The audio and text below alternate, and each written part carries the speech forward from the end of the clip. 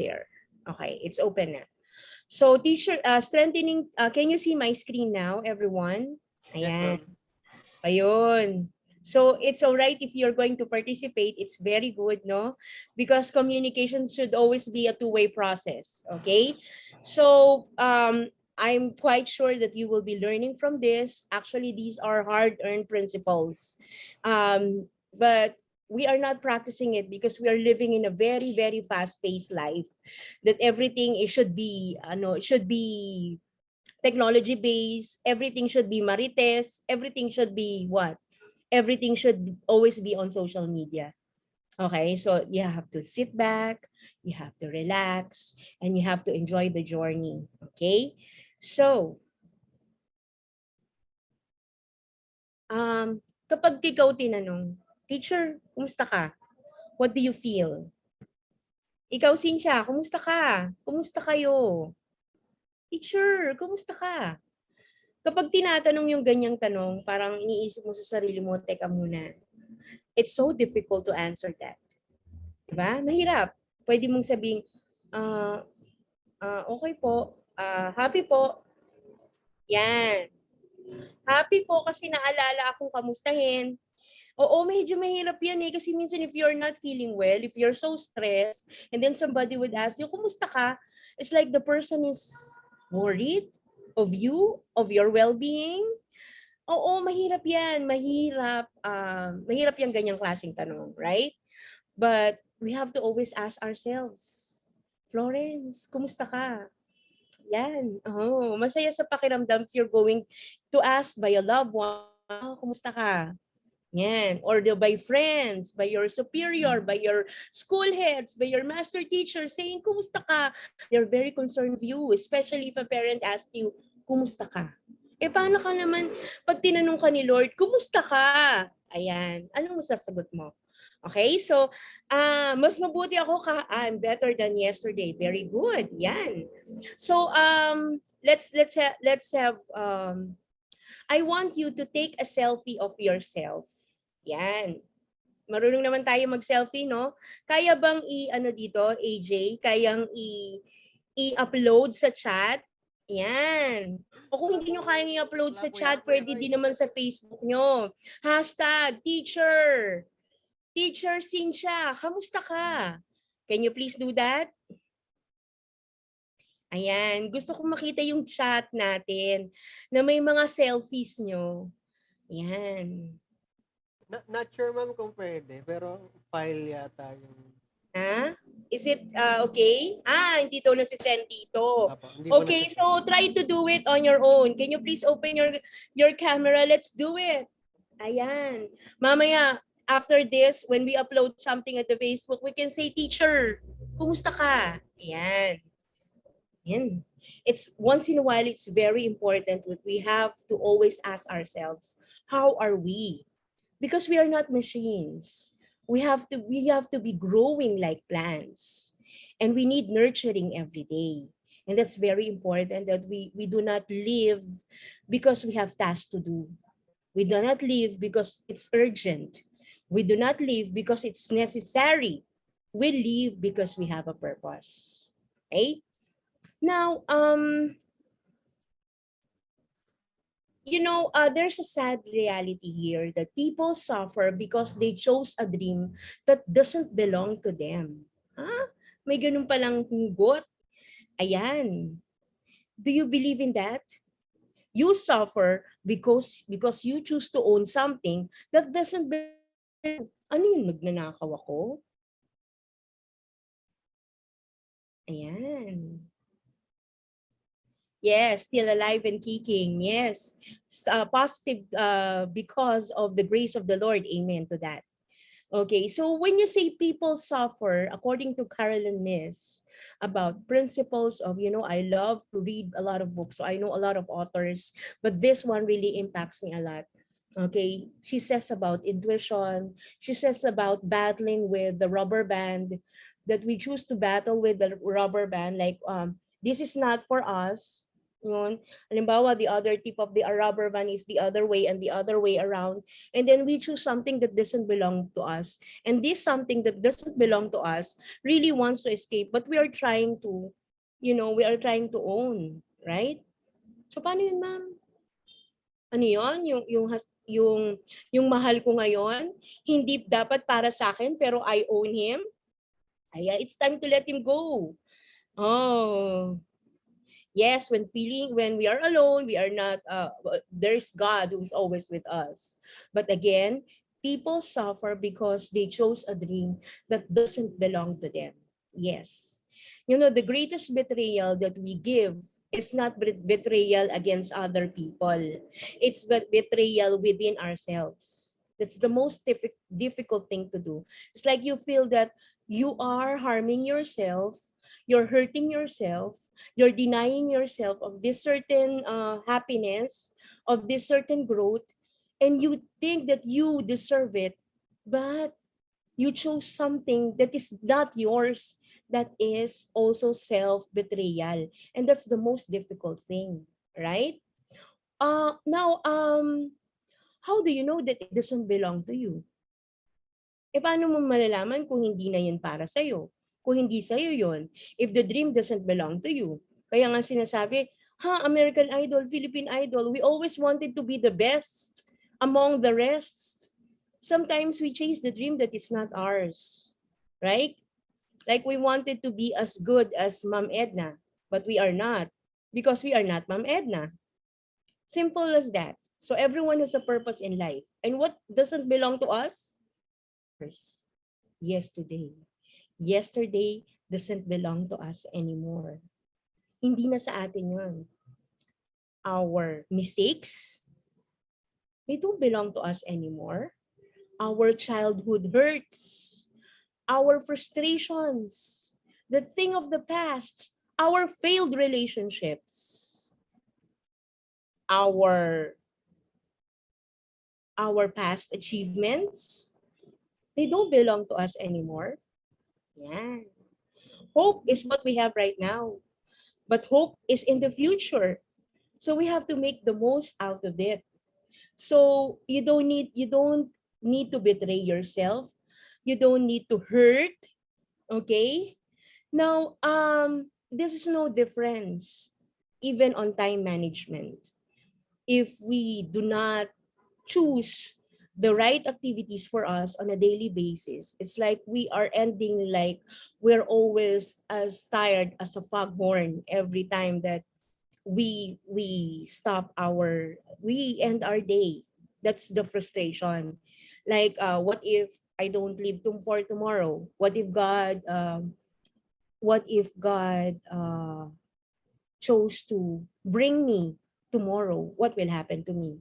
It's like what happened to my life before. Yan. So it's very important that we have to channel our dream.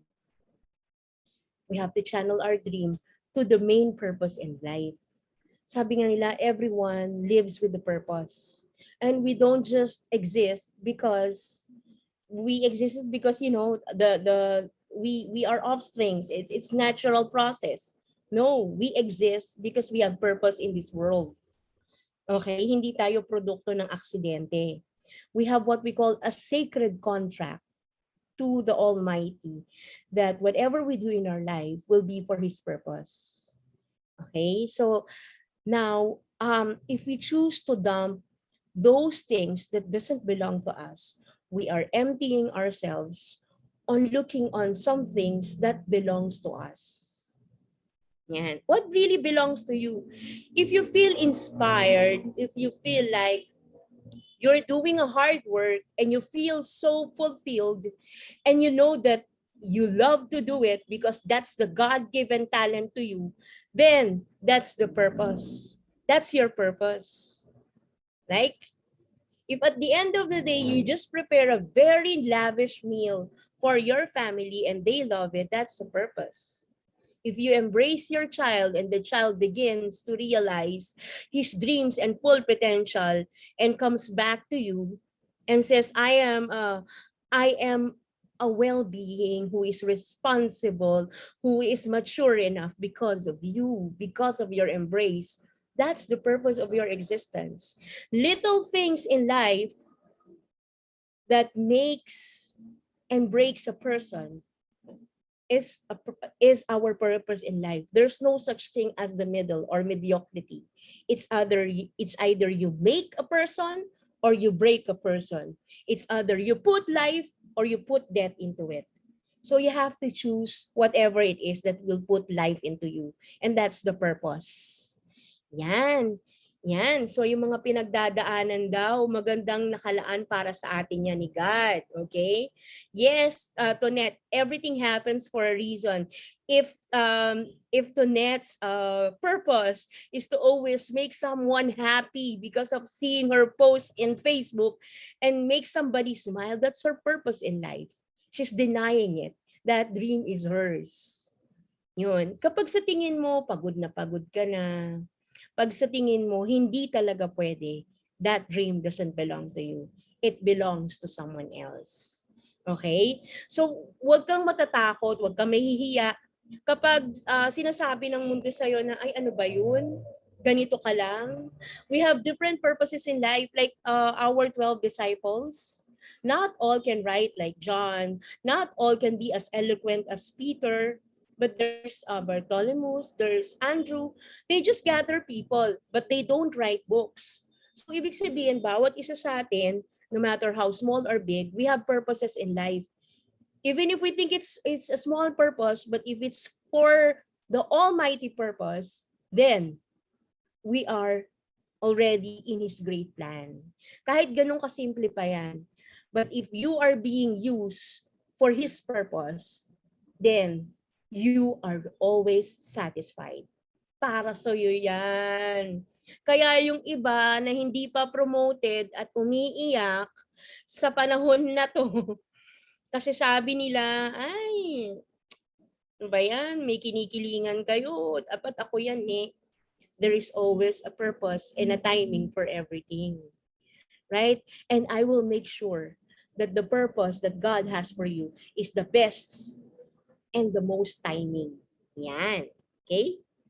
Now, in this session, yan, we hope to deepen your understanding on the effective prioritization of tasks to maintain balance and focus. That's most important as a teacher. We have to maintain balance and focus in all our undertakings, right? Yung bang tense na pero ang ganda pa rin. Ayan. Mga bagong ribbon kasi may bonus. Improve your competence on effective classroom management through meaningful, engaging teacher-learners interaction through prioritization. Okay? Not all interaction with our children are worth their time. Sometimes all the activities that we have inside the classroom, we find them fulfilling. But if we cannot process only small things that is relevant to a child, is the one that's absorbed. Ayun, ang hirap, no? Sa dami pala ng effort na ginawa natin, yung may impact lang pala sa buhay ng bata, yun lang pala ang matatandaan nila at magagamit nila. The rest, hindi na nila kailangan. Yan.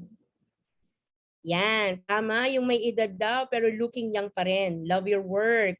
Yes, talagang hindi tumatanda si ma'am. Laging bumabata. Okay? So number 3, strengthen adherence to the interim guidelines of weekly learning plan.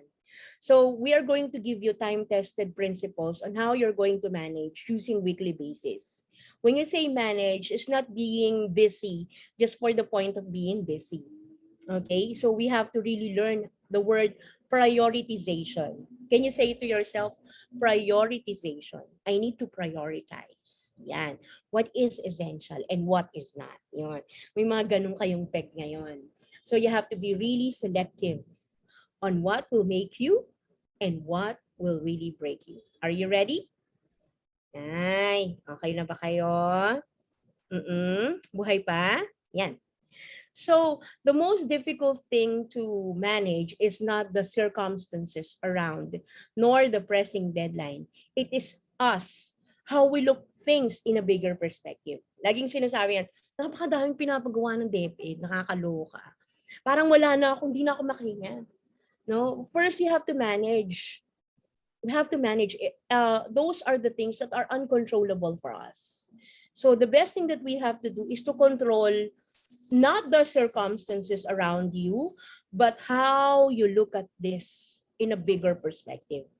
Diba? Yung parang binigyan ka ng problema, pero teka muna, magpaplano muna ako.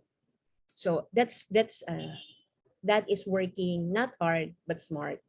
You need to work smart in order to get what you want, right? Yes, Maria Teresa Ozenar. Okay. So let's look at the following. Yan. Yan, nakakairita. Pag nakakita tayo niyan, Monday, ayan, naloloka na ako. Kasi, ayan, time na naman. Yan. If we're going to look at the clock, we always see, hay, naku, ito may klase na naman ako, nakakapagod. Maya-maya may lock session kami, susunod, ganito, ganyan, ganyan, ganyan. Yan. Ito pa. Yan. Deadlines. Deadlines na. Hindi ko pa na-encode yung grades. Stress na ako. Wala na nga akong love life. Ang dami-dami pang deadlines. Tapos may observation pa bukas. May COT pa ako. Nakakaloka. Yan. Yan. Soon we might be going back to face-to-face. And we will be experiencing again traffic, hustles and bustles of people around. That's in abroad. Pero paano kaya pag nasa Pilipinas yan? No, parang nakikita ko, naririnig nyo yan, yung sa mga jeepney, yan, ako, nakaka-stress yan. Going to work and going back from work. Yan. Nakaka-stress yung mga bagay na yan. Unending meetings. Meeting na lang kami ng meeting. Pero ano ba yun? Are we aiming at something? Pag may meeting, nai-stress ako kasi alam mo yung plano na naman, may project na naman. Household chores, ayan, nakaka-relate ako dyan bilang nanay, no? Kaya kapag magpapaligo ako, sabi, next, ganun. Alam mo yun, parang ang hirap. But then, we have to really learn to balance. Yan.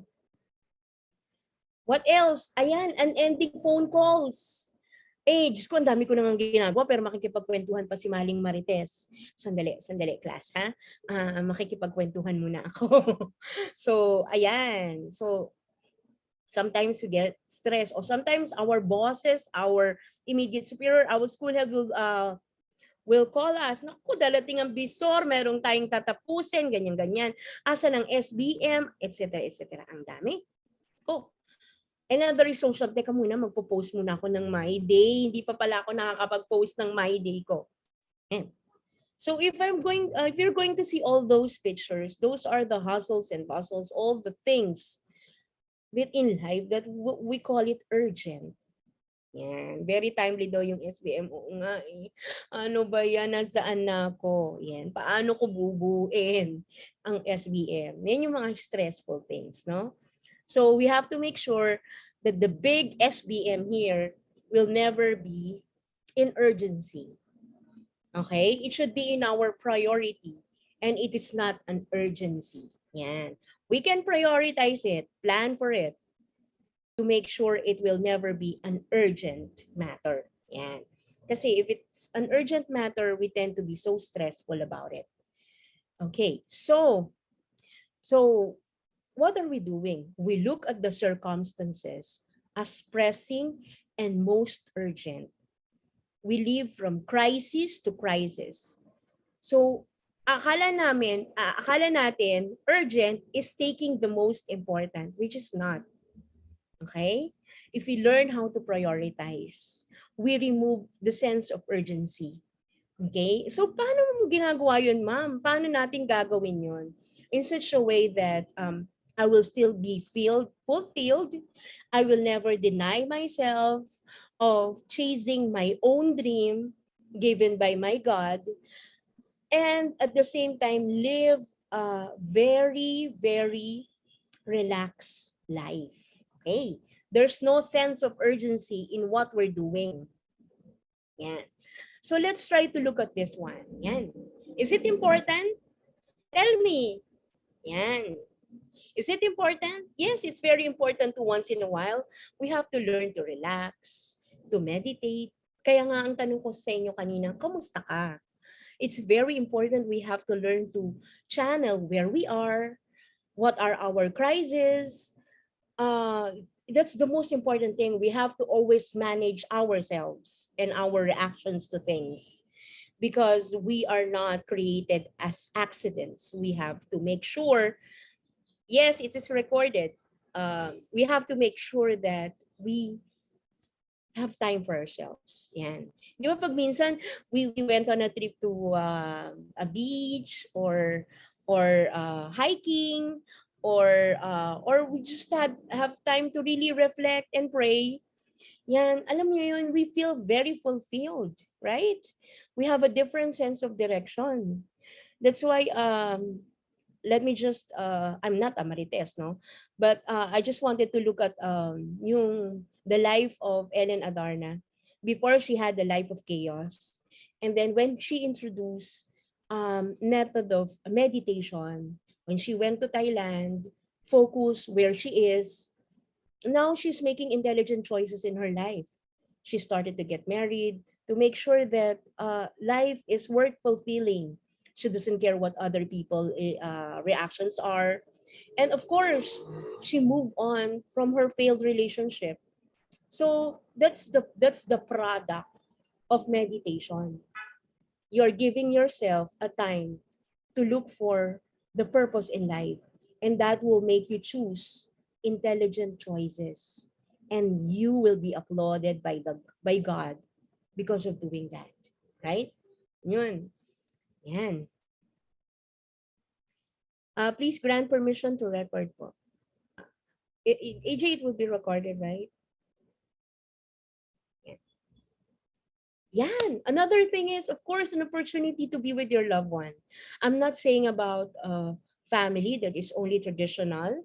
I'm saying about the happiness of a child. As a teacher, you are in loco parentis. You are ang magulang, right? If you have quality time with your child as your student, then you are so fulfilled. If you think that your children are learning, alam niyo yun? Akala nyo magiging masaya lang kayo dahil sa bonus. Hindi. Ang alam ko, you did in the service for how many years because you feel so fulfilled seeing your children grow up and they make intelligent choices in life and they are already successful in their own way, right? So that's very important to have a life, to have time for play with your child or with your children in the school, right? That's very important, right? To have intelligent discussions with young ones. Napakahalaga yun eh, di ba? You read the old book, Tuesdays with Maury? Like every Tuesday, they have engagement with the professor, and the professor thought about life. And this successful student really recalls how he was taught. Yan. Magandang umaga din sa'yo, Alice. Okay, yan. So, ano pa yung mga gandang mga bagay na pwede nating gawin sa buhay natin? There are a lot that are really priceless. Yan. Priceless without a price. Okay, you cannot put price into it. Another is, yan, magbiyahe, to tour around. That's very important too. That's education. And that's fulfilling. To see different things, to see different culture, to imagine how other people live their lives. That's a worthy experience. And of course, to travel with your family. Not even to travel. Actually, alam mo yun, although there's a danger of going out because of COVID, we cannot help the parents but to bring their children to where they are happy because they're so excited to see the children. Actually, one thing that I realize with my children is that they tend to remember, they tend to love, not the toys, not the things that you give them, not the food, the delicious food that you give them. It's the time that you spend with them. Alam mo, Mami, naalala ko nung nagpunta tayo sa Enchanted Kingdom, yung kasama natin yung mga supervisor, may isang sumakay kami sa ganito, ganton. So, we are creating memories with the child. And that's very important, right? When you talk about family, we're not talking about mother and father, the usual family. We also talk about the family, your loved ones. No matter how you are built, okay, no matter how you see family, it's still family, right? If you have a family with a friend, family pa rin yun. If your family is your extended family, family pa rin yun. If your family is not from the traditional one, family pa rin yun. If your family is not built and united because of blood, still family pa rin. Anytime that you spend with your loved one is already a fulfilling life. Okay? Now, when you look back, what is your bigger dream? Kasi piningnan mo yun, o ano ba makakapagpaligaya sa akin?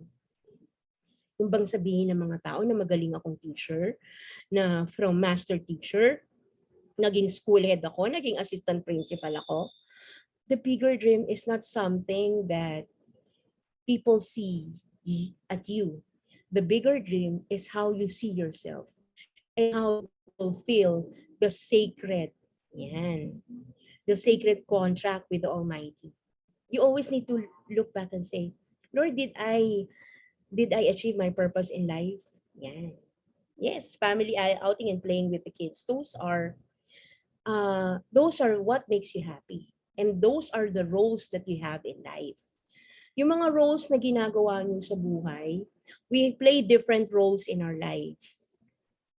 We play the role as a mother, we play the role I play the role as a supervisor, you play the role as a teacher, I play the role as a sister, I play the role as a daughter, I play the role as a government employee, I play the role as a friend. So we play different roles in life. And we have to make sure that the roles that we play in life are the ones that really matter to our dream. That's why we have dreams, because we have roles to play. So what is your bigger dream? Okay? Can you please put it in the chat? What's your bigger dream? Sige nga. Sige. Let's begin with I want to. Yan. What's your bigger dream? Can you please tell me? I'm waiting for your response. Come on, don't be shy. You know, later on, I will reveal to you how important it is to write your dreams. Yeah. I want to become the superintendent. Well, go ahead. I want to be the best mom for my child. Ay, ang ganda niyan.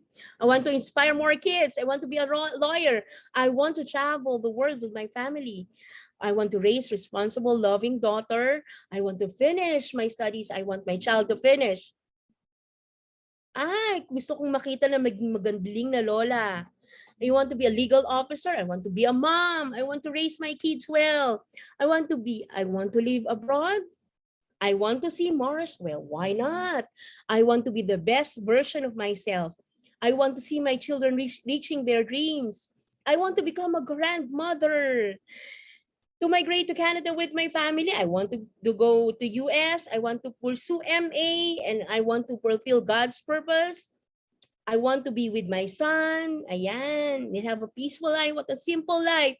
I want to see my successful child grow. I want to see my children to be successful. I want to travel around the world.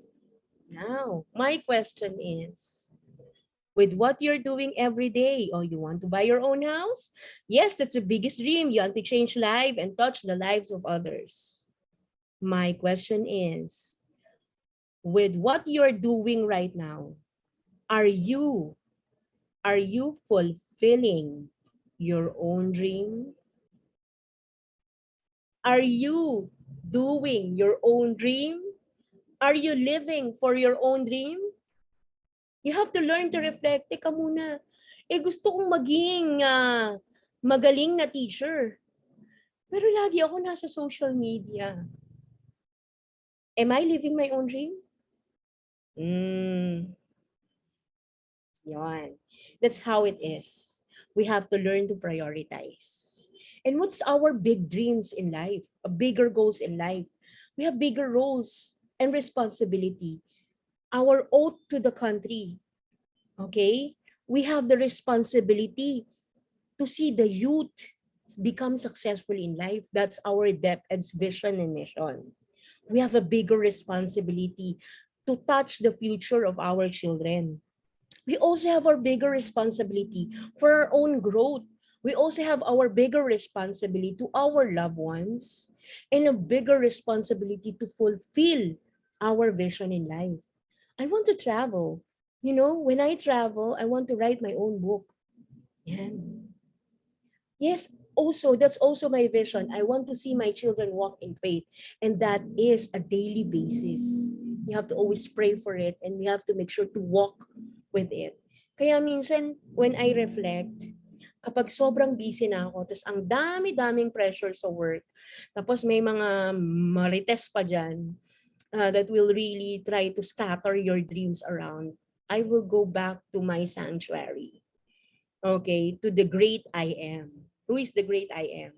It's the great Almighty, right? Kasi He has His own vision for us. And we have to make sure to channel this vision. Teka nga, Lord, pero parang hindi ako ito eh. Parang nawawala na naman ako sa channel eh. Pwede bang ano muna, i-refocus mo ko kung saan ang importante. Sobrang pagod na pagod ako ngayon sa school. Hirap na ako sa school. Alam mo yun, ang dami-daming pressure, ang dami-dami naming problema sa school. We have to focus. Ayan. Sino yung nag-check yan? Yan. So that is your bigger dream. What is your bigger dream? So Lord, let me channel, let me go back to my bigger dream. Let me go back to the sacred contract that we have with each other. That's very important. Okay? So the most important priorities is our life's mission. Yun ang tutuklasin mo sa sarili mo. Ano ba ako? Okay? Our DepEd vision. Dahil inilagay ako ni Lord para magsilbi sa gobyerno, ano ba yung vision ng DepEd na dapat meron ako? That everything that you have to do from the beginning, from the lesson plan that you made, should be aligned to the DepEd's vision. Okay? Ngayon, kapag gumagawa na lang ako na puro content, pero walang realization of the skills for the child to be growing into a whole human being, I don't think I'm serving the vision. Ha? Tinuturuan ko bang makadiyos ang aking mga estudyante, makabansa, makakalikasan? Okay? And of course, our relationship and our passion, we should have balance of all those things. If we have imbalance on those things, that's where we have some manifestations of stress. Parang nawawala na tayo sa balance. No, hindi na tayo nagiging healthy sa ating sarili. It will manifest on our face. Mumukha tayong matanda. It will manifest on our, our sickness of our body. Kasi biglang masakit yung tiyan natin, sakit yung ulo natin. It will manifest on our relationship. Parang makakanti ka lang eh, sobrang galit ka na. Meron ka palang unfulfilled visions in life. Kaya yung ibang naiinggit sa kasikatan ng iba, eh ano yun eh, they have unfulfilled visions in life. So you have to really channel yourself in who I am, not who is this person and I want to follow this person. No, who I am in the face of God. And why am I created for? And what's the purpose of my existence? Ikaw yun eh. You have to be people for others. No? You should not be getting applaud from external forces because that can really fool you down. Right? Kapag sinabi sa'yo, ang galing mo. Totoo ba yun? Pero kung sa sarili mo, alam mo, teka muna, magaling na naman ako. Hindi ko na kailangan yung palo nila, pero mas gagalingan ko pa. Kasi sa tingin ko, meron akong mga bagay na kailangan kong ayusin sa sarili ko. Unang-una, yung pagsasalita ko. Yan ang unang-una ko. Pangalawa, you have to have self-reflections. Lord, i-reveal mo pa nga po sa akin ano pa yung mga bagay na kailangan kong ayusin sa sarili ko. Kesa yung isipin mo sa ibang tao, alam mo, hindi ako pinuri ngayon. Ang konti ng likes ko sa Facebook, ano lang, 12. Ang dami kong posts. Ang sakit nun, di ba? Hindi. Because that comes from external forces. And those are bias. People look at us on different lenses. Hindi pwedeng pare-pareho ang tingin sa atin ng mga tao. Kung yung mga kaibigan mo pinupuri ka, yung ibang tao galit sa'yo. Okay? Why? Because they don't know you. And that's why you don't look at external validation. It doesn't matter to me. Okay? Kung saliwa yung isang mata ko, pangu yung ilong ko, at saka medyo napapahinit ang ulo ko, wala akong pakialam. You know why? Because I know that I have my own weaknesses. Buo na ako bago pa ako naging supervisor. I don't need other people's validation. I have my source of love, my family. Ganun dapat. Buo na ako bago ako naging teacher I don't need external validation. I just want to have a self-analysis of myself. Yan. Yun. Kapag gumagawa ka ng isang bagay and it will make you feel happy and fulfilled, even if you are very, very tired, you are in the great alignment with God. Okay? Yes. Thank you. Thank you. Good morning. Now, so how do we know? How do we transform our vision into realities day to day? Yan. So, uumpisahan ko susundan ni Ma'am Girlie into a more structured practical applications sa ating teaching and learning process. And we see, if we follow this principle, what will happen to us? Will we achieve our goal? Will we achieve the type of promotion that we wanted in life? Yan. So, how do we transform our vision into realities day by day, araw-araw? Okay, so the week, we have to begin with the week. There's a wisdom why God created 7 days in a week. Why God created the whole universe in 1 week. Because the week gives us the most manageable perspective. Why? Because week has weekdays. Week has weekends, and it has midweek. So it has a complete evolution. So whenever we plan for ourselves, not from the people that not to please people, whenever we plan our week, we have to make sure that we plan on what is important, on our priority. We go back to the dream that we have in ourselves. When we reflect, ano ba meron tayo? Ano ba yung meron ako? Ano ba yung dapat kong i-achieve sa buhay ko? Okay? So, yes, it would give you the balance of who you are. Hindi po pwedeng laging 7 days in a week puro urgent ang ginagawa mo because you will lose the sense of balance.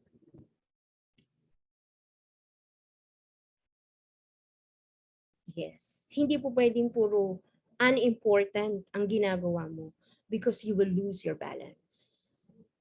So, in order for you to survive and have a very long and fruitful stay at the Department of Education, serving the children of our future, is we have to model a sense of balance. We have to model and give our children their way to manage themselves, their priorities. Everything in life, we can manage our priorities, our emotions, our reactions to things. All the things that we cannot manage, we don't care about it. Okay, we have to really learn to manage. Okay? Kagaya ngayon, taas ng gasolina, anong gagawin ko? Mataas ang gasolina, hindi maglakad ako. Yan. So, you just have to look at the things that you can manage.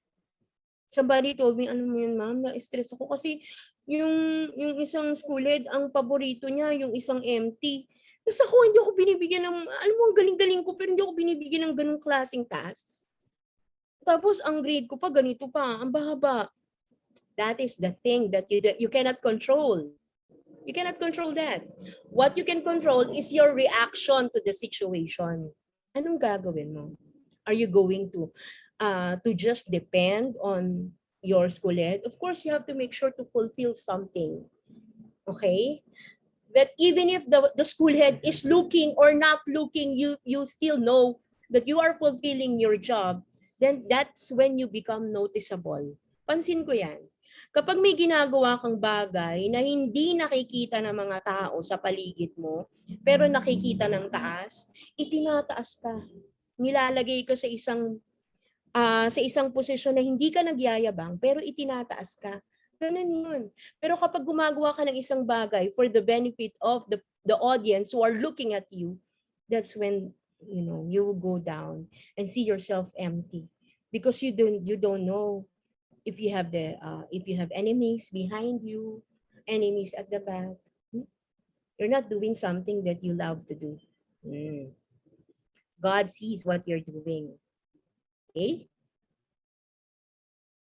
Now, so you have to learn to plan your week before another week begins. You just have to plan for like 20 to 30 minutes alone time.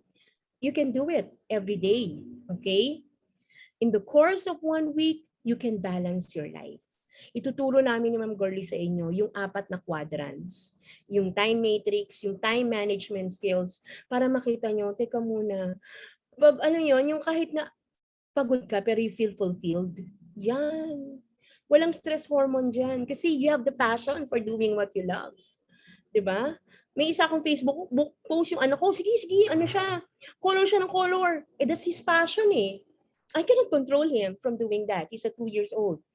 Well, even if people are looking or not, he feels satisfied because that's her passion. That's his passion. Yes, very true, Ma'am Mosinar. Okay. Yan. Can you please, in your journal or here on our chat, if you are so courageous enough, to write down your mission and roles in life. Your mission is what you want your life to have, what you want to fulfill. And your roles is what are your roles in life, not responsibility, but role. What's the difference? Role is there's a certain sense of entitlement. Responsibility is that whether you like it or you should like it, you are responsible. So I'm picking the word role. What's your role in life? My role as a mother. Yes, I love that.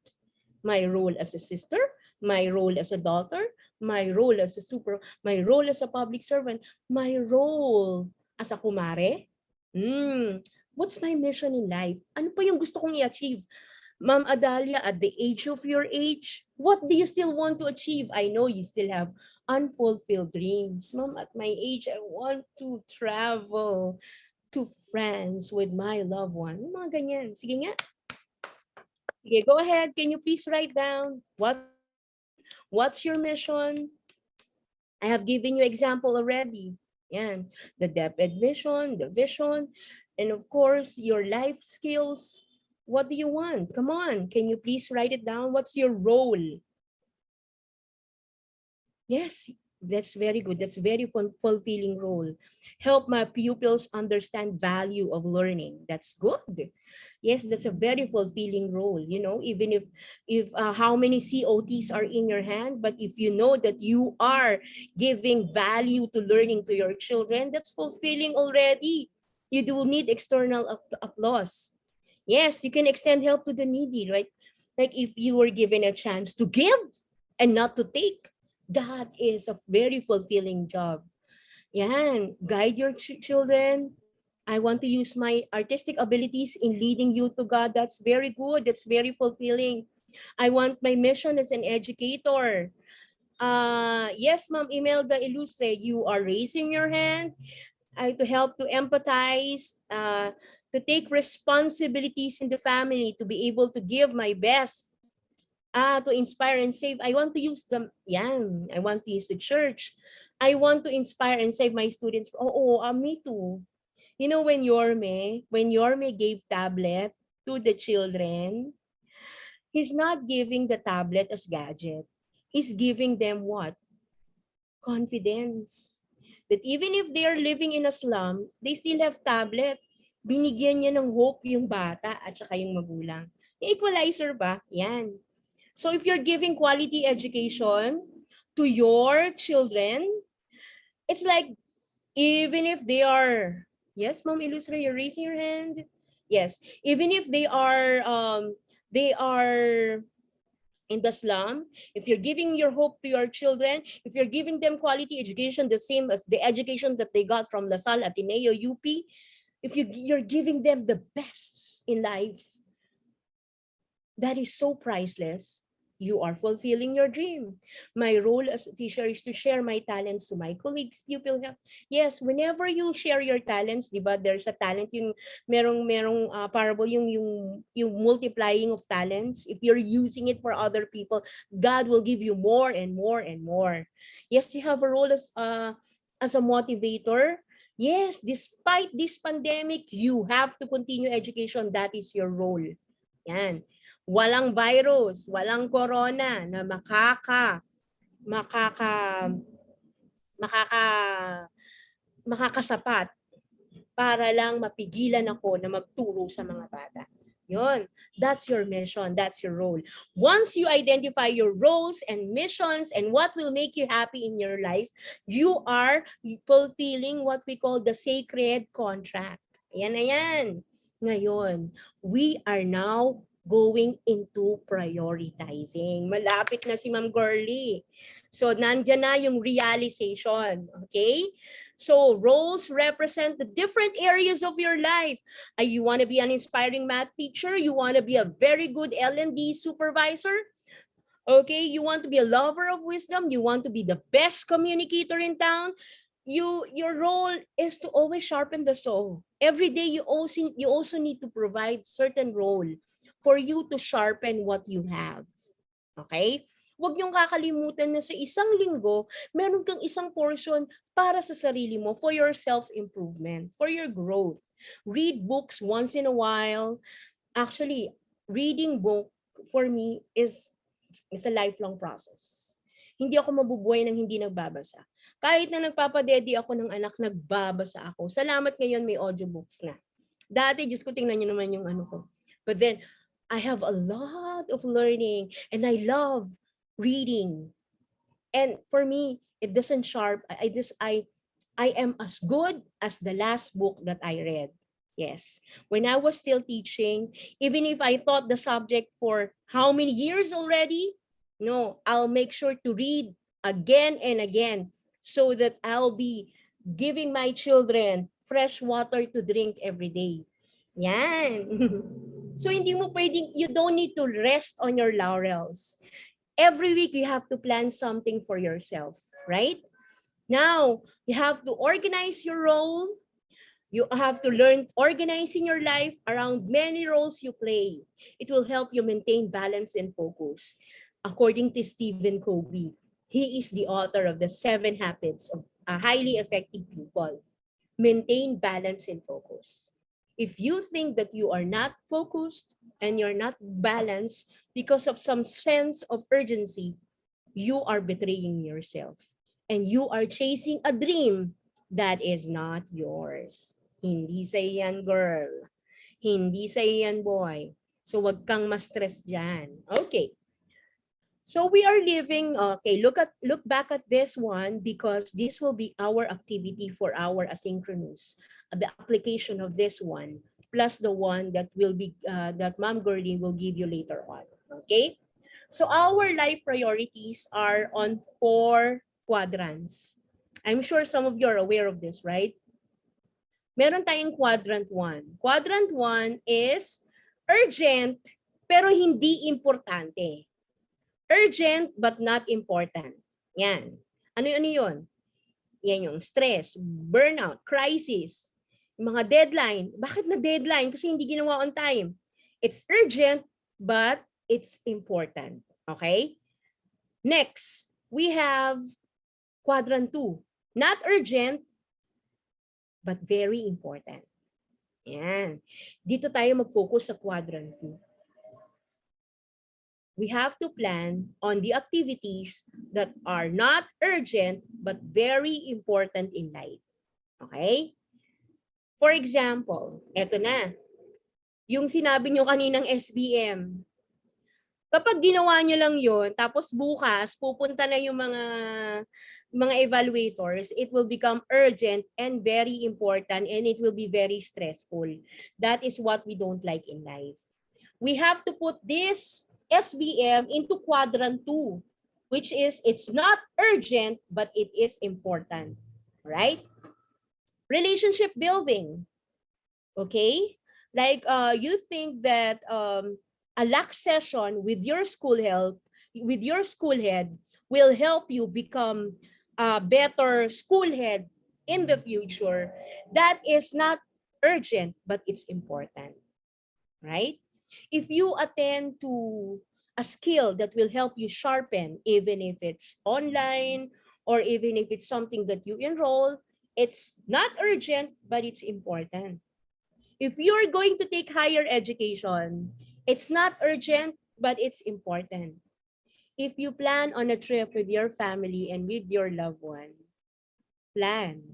I'm not saying you're going to divulge and you have to binge your bonus, spend all your bonus for that trip because it will become quadrant 3.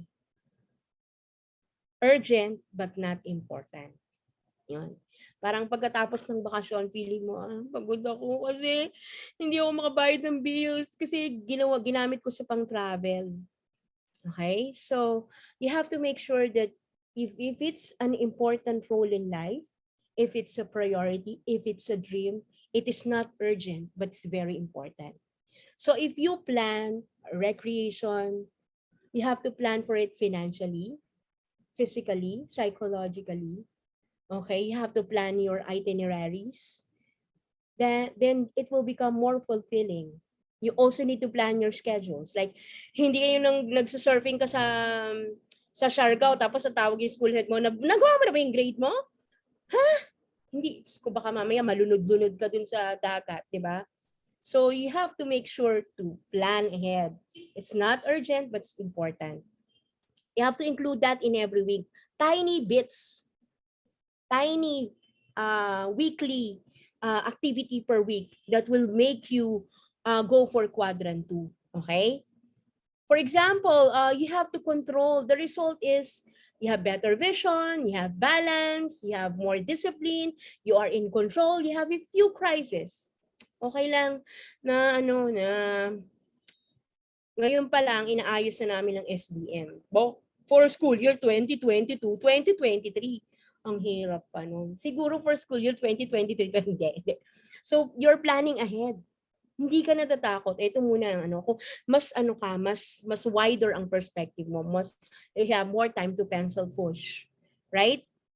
When you recognize new priorities, new role, gusto kong maging master teacher. I feel like a master teacher in 2022. So I have to do something for me to get me closer to my dream as a master teacher.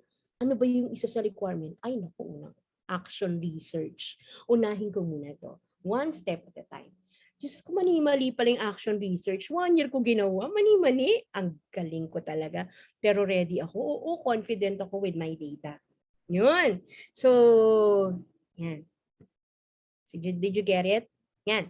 So, we'll have to go back. Yan, to the quadrant. Okay? Yung quadrant 3, yan. Quadrant 3, these are interruptions. They are urgent, but not important. Okay? Yung mga agad-agad, sinabi sa'yo ngayon, bukas gagawin mo na. Sinabi ngayon sa'yo ngayon, mamaya gagawin mo na. So talagang nakaka-stress yun. So you have to make sure to use minimal activities on those kind of stressors. And number 4 that you really need to avoid is not urgent and not important. Yun yung quadrant 4. Yan. Pwede bang pakipicturean nyo ito? Kasi mamaya we will be doing activities around these areas already. The 4 quadrants in life. Okay? So Stephen Covey help us to strategize on how are we going to plan our week. Okay? But before that, let us watch this video. Okay? Let me stop share and I will share another one. Ay, bakit nag-meeting ako? Share screen.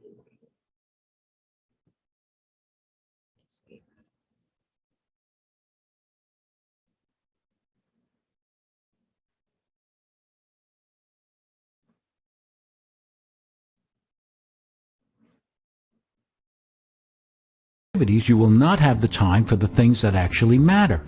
Whether you are a businessman, mother of four, or a professional, anyone can lose focus of the things that are important in life and fill precious time with meaningless things. In the 80s, Stephen Covey taught the importance of prioritizing the important things in life, which will enable you to do more than you ever thought was possible. His concepts still apply to life today. Even if you think you know all of this already, the visualization metaphor really hits home. This demonstration from the 7 habits of highly effective people will change how you prioritize. If you lack focus and want to do more important things in your day, you have to check out this life-changing video.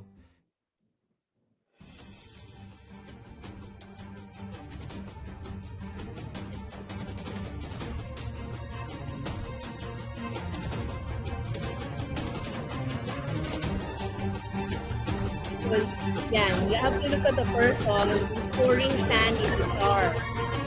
Okay, sand represents the quadrant for phone calls, email things, social media apps, all the marites issues, all the things around us that are not really important. Okay, and okay, wait.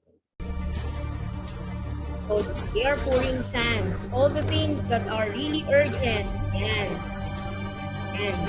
these are the pebbles. We can manage them, okay? But we put them on priority because they are urgent. And so this is what happened when storm. How about the big rocks? And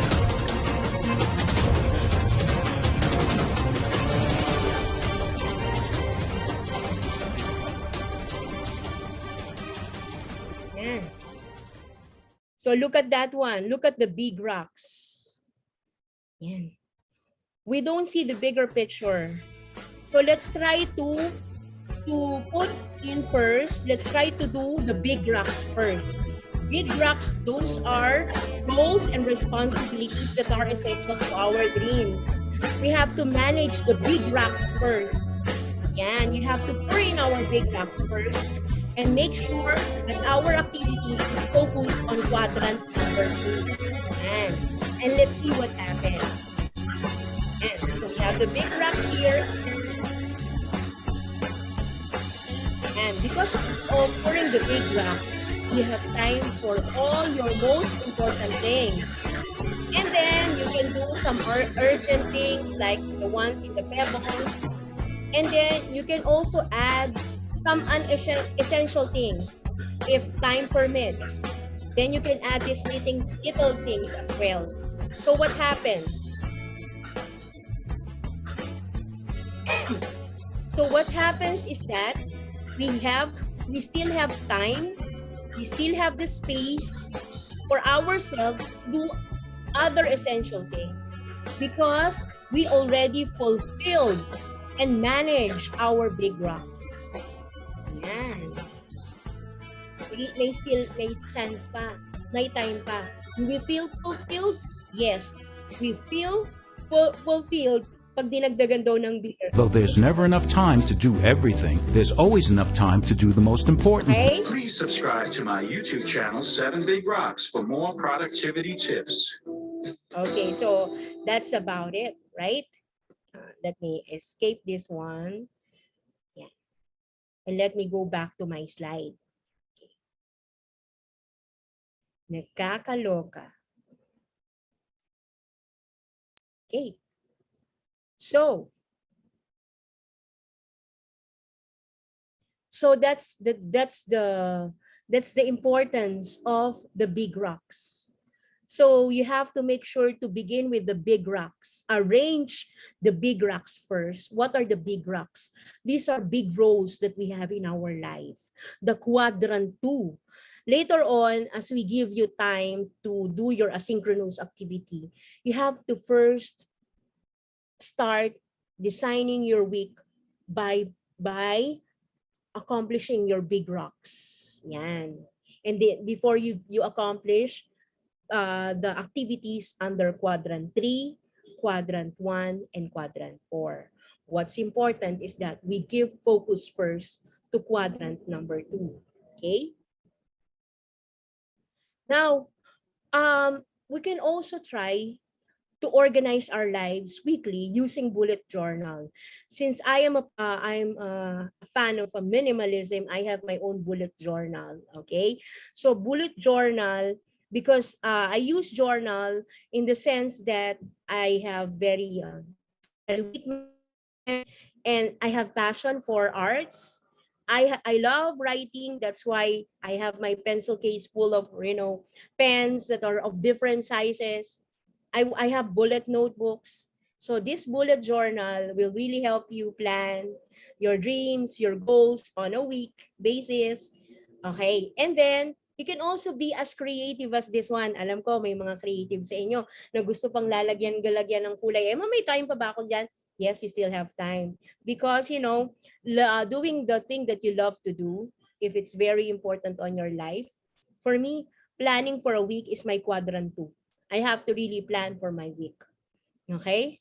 So, I made sure to, when I wake up, I focus on Monday to achieve my plan for the week. That's why Sunday, when I pray, when I reflect, I also do my journaling. Yan. This is my journal for today. I have stickers here. Yan. Naku, tuwan-tuwa ako sa stickers na yan. Yan. I have my pens here. Yan. Love na love kong magsulat. Kaya naluloka yung mga kapwa ko supervisor. I have a very minimalist table. Ang sarap-sarap umupo sa table kasi walang laman. But I have to make sure to declutter because anything that is not necessary should be eliminated in me. Yan, ganun ako, okay? So you can also be as techy as you want. You can use apps like Evernote or you can just use a Google Calendar. Yung Google Calendar nyo, pwede nyo lagyan ng color coding. For example, quadrant 1, kulay red, quadrant 2, kulay blue, quadrant 3, kulay green, quadrant 4, kulay gray, yung mga ganong klase. You can also do that. Para alam mo, ay, ang dami kong na-achieve under quadrant 2 ngayong week na to. Parang, Lord, thank you. Self-fulfilled ako ngayong week na to. Okay? So how can we transform these concepts into our own classrooms? Okay? So that's why we have the wisdom of the weekly home learning plan. That's very important that we let our children plan for the week. Wow, we have to teach the children to plan for the week. Tinuturuan niyo ba yung mga bata? Magplano para sa isang linggo. Of course, you're giving them the schedule. Pero dapat may inilalagay din sila. Asa ng hygiene time, asa ng time for nap, asa ng time for video games, 30 minutes a day lang or 15 minutes, okay na sa akin yun. Asa ng time with exercise, asa ng playtime. So we have to make sure to also balance. Kung gaano kayo kabalanse, ganun din yung mga bata. Yung sa isang linggo nyo, dapat where's my big role? Where's my quadrant 2? My quadrant 3? Is it in quadrant 4? Ay, thank you Lord because for this week I am eliminating a lot of quadrant 4. Hindi na ako masyadong naglalaro ng Minecraft. Konti na lang, mawawala na siya sa tema ko. Okay? So, you have big rocks. If you're going to transform this principle in your classroom, big rock represents essential topics. Ano yung kailangan nila sa konsepto sa matematika na kailangan nila sa yun ang kailangan munang sinosolve. Bago yung mga magdikit-dikit ng isa, dalawa, tatlo, kailangan it should be something that's, alam mo yun, concrete knowledge muna unahin sa bata. Even on science, even on English. What's important is not for them to analyze all the grammatical rules because it will follow. What's important is we teach the child how to communicate and make sure that the child will respond whenever we ask the child. So we are exercising. And it doesn't matter if the child committed a little errors in spelling in his paragraph. What's important is a child can make a paragraph and that's about it. So we have to make sure to go for the big rocks. Say it, big rocks. Yeah. Mommy, sa mga anak, sa mga nanay niyo, mommy, doon tayo sa big rocks. Yan. Yan, of course, you have to touch the quadrant 2 for the learners. Sinabi ko sa inyo kanina, not all the episodes in the class are really worth the time, learning time. What does it mean? You go for the big rocks first. because these big rocks are essential life skills that we teach our children. Hindi sila mabubuhay kung hindi sila marunong mag-add. Yon, yung mga bagay na yon. Yan, hindi nila alam ang kahalagahan ng bawat bagay sa bahay kung hindi nila nakikita ang physics. Yon, so you have to touch the quadrant 2 for learners. And quadrant 2 also includes values in life. Values in life, such as academic honesty and integrity. Kailangan ipatunawa mo sa bata kung gaano kahalaga ang maging honest sa sarili mo. Alam mo, teacher ka, alam mo, kapag bata ang gumawa. Alam mo, kapag nanay ang gumawa. So you have to capture that academic honesty. That's very important. Kahit mabagal, basta anak mo yung gumawa. Basta estudyante yung gumawa. When you do the learning conversation with the parent, that is on another webinar. When we do the learning conversation to the parent, it's the episode when you are giving the parent and the child what you call the growth mentality. Yung bang alam ko sa sarili ko kung ano yung kaya kong gawin at yung mga hindi ko pa nagagawa at gagawin ko pa. Mami, ang anak nyo, alam ko magaling dito. Kaya lang ito pa yung kailangan natin i-polish. Konti na lang, mami, nandito na tayo. So you are touching the growth mentality. Nagkakaroon ng sense of focus ang magulang at ang bata. And number 4, you have to learn to establish learner autonomy. That's very important. Okay, yung sa sarili nila, they know how to analyze, they know how to reflect, they know their strengths and weaknesses, and they have their own routines. Pag tinanong mo yung anak mo, anong gagawin niyo ngayon? Mami, ito, English, ano ko ngayon, tapos ganyan-ganyan, susunod. Pag medyo sumusobra sa video games, ayan na, paluan na. Yan, ganyan kami ng anak ko. Okay, so you have to learn to eliminate muda. Muda is the Japanese term for waste. Dumi. Waste of time, money, resources, energy, and a lot of things that are not essential in the teaching and learning process. In fact, Japanese people, they spent millions of dollars just to eliminate muda in their system.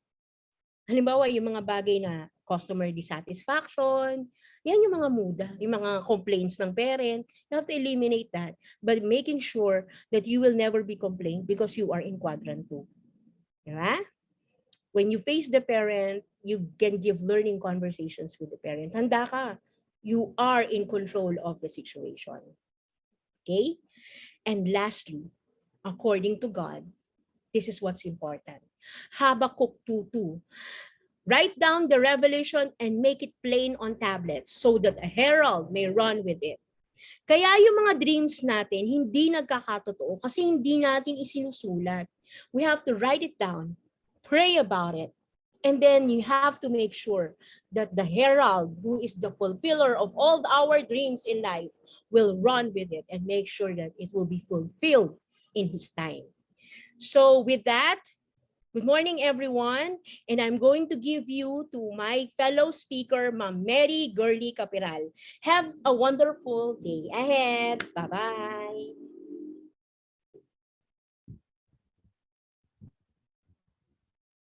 Ayan, yung mga sagot nyo, kasi may deadline. Kasi maraming gawain gustong matapos. Para matapos yung mga gawain. Time is gold. To beat deadline. Sunod na gawain. Pagmamadali ay nakadepende sa sitwasyon. Nagmamadali para hindi mahuli. Yan. Makahabol sa deadline. Makagawa to do another task. Nagmamadali because you did not plan ahead. Nagmamadali to accomplish everything. Nagmamadali kasi baka meron pa ulit ipagawa. Ay, gusto ko yun.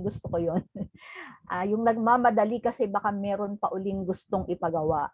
Pero merong iba sa atin, hindi nagmamadali kasi ayaw nilang tumanggap ng panibagong gagawin. Yan. Meron kasi tayong mga factor sa paligid natin na pag naramdaman na tapos ka na sa ginagawa, ay bibigyan ka uli kasi tapos ka na.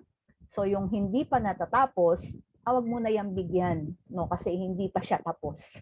Yan. Marami tayong factors na nagiging dahilan ng ating pagmamadali, whether in the classroom, in the school, and even in our own household, no? when we talk of pagmamadali, nandun na pumapasok ang ating time element. Yan.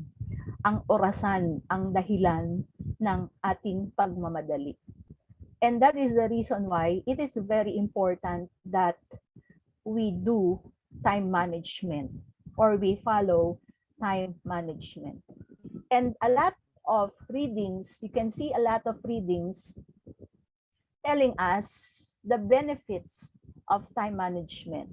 So I'm going to name some, like actually, this is the definition. The next slide is the definition of time management, referring to the making of the best possible use of available time. We are using the time purposely and ano natin doon, sa makabuluhang pamamaraan. Managing time well enables an individual to do the right thing at the right time.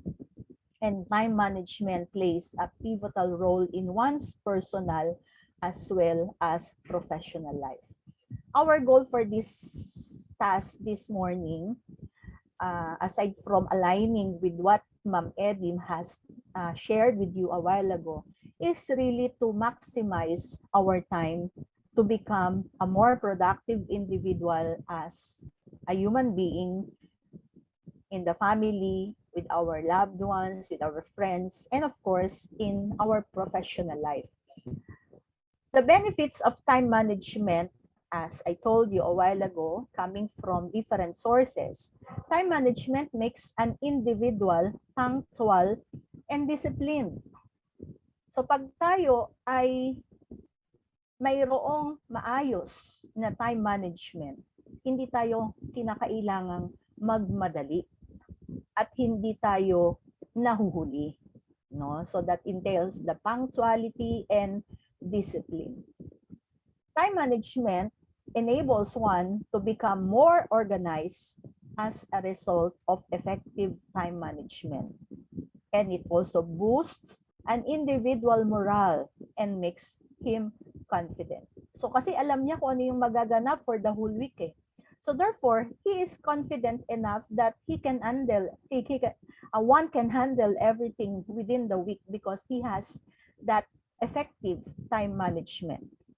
And an individual who stick to a time plan are the ones who realize their goals and objectives within the shortest possible time span, na hindi mo kailangang magmadali. Ayan. And last, also, better time management helps in better planning and eventually better forecasting. So this will help an individual to help him in being a proactive individual kasi alam na niya kung ano yung magaganap. Alam na niya kung paano niya haharapin ang magaganap. Research says that individuals who accomplish tasks on time are less prone to stress and anxiety. Yan. That is proven by research that individuals who accomplish tasks on time are less prone to stress and anxiety. No, alam na alam natin yan bilang teacher. Sa dami ng trabaho ng isang guro, ang dami-dami yung sinasabing mga stress and anxiety around you. But if you are doing good time management as teachers and as family members, you can accomplish tasks on time. So therefore, hindi ka na mai-stress kasi natatapos mo lahat with better time management. And time management enables an individual to prioritize tasks and activities at the workplace. So the last benefit will be our focus this morning as a sequel to Ma'am Edim's discussion. So you have to learn how to prioritize your tasks and activities at the workplace. So we are going to focus on the time management matrix, which was actually introduced a while ago also by Ma'am Edim. But before we go into that, I want you to list first all the things you need to do each day. Include all the tasks that demands your time. I'm going to post on the chat the link for the Jamboard where you are going to write your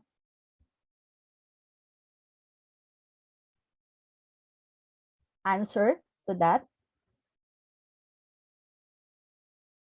para mas maganda na nakikita ng lahat ang inyong sagot. So gamit tayo ng Jamboard.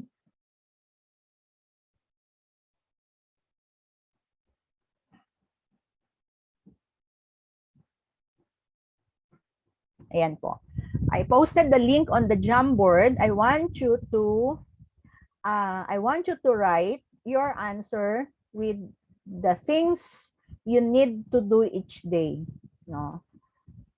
Kahit hindi lahat, but you have to include all the tasks or the tasks that demands your time. Yan. List all the things you need to do each day, include all the tasks that demands your time. So para mabilis po tayo, kahit hindi naman lahat ng gawain ninyo sa maghapon, basta we are going to generalize na yung mga nailalagay nyo are the common tasks of a teacher. So mag-stop sharing muna po ako dito sa aking PowerPoint para ma-share ko yung isasagot ninyo sa Jamboard.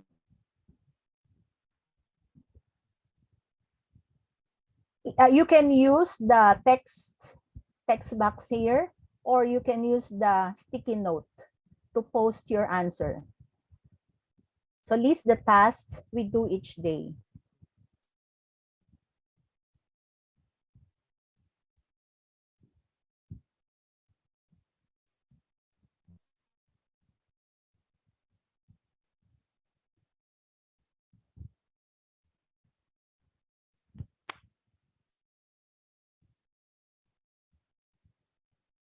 I hope some of you or most of you are familiar with the Google Jamboard.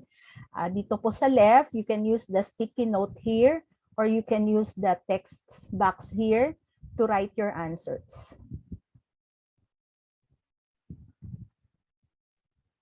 So I can see a lot of people join the Jamboard, but please do the task by listing the tasks you do each day.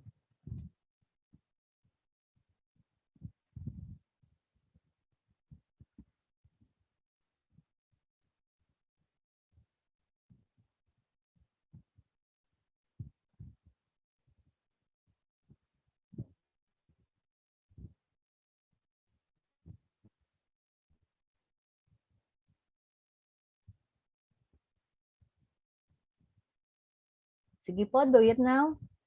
Kahit hindi naman lahat makagalaw, pero at least nandito, makagawa. Or if you cannot write on the Jamboard, you cannot access. Bakit hindi ma-access? Okay, paki-ano na lang. Sige, sa chat na lang po tayo. Alis na ako sa Jamboard because it will take time pala. Sige po, alis na ako dito sa Jamboard. All the things you need to do each day include all the tasks that demand your time. So I'm going to just read on the chat box.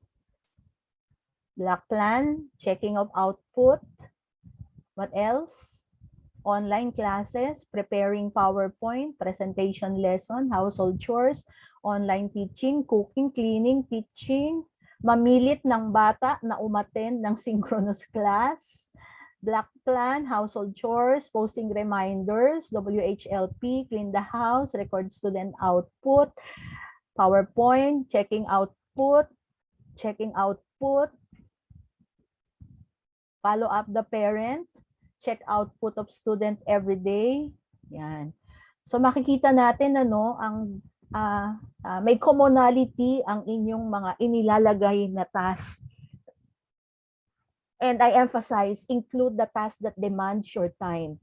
So makikita natin talagang ang mga guro ay talagang nauubos ang oras yan. So sobrang demanding ang oras ng isang guro sa kanyang mga trabaho. konting-konti lang yung nagsasabi ng kanyang mga personal tasks each day. Yan. Meron lang mangilan-ngilan na nag-i-include ng task nila na kasama ang kanilang pamilya at ang concern sa kanilang pamilya. Okay, thank you for those who answered. Meron akong next slide, and this is the next question. From the many tasks that you have enlisted, the next question is, please also write on the chat box. Did you choose to do all these things you have listed? Did you choose to do all these things you have listed?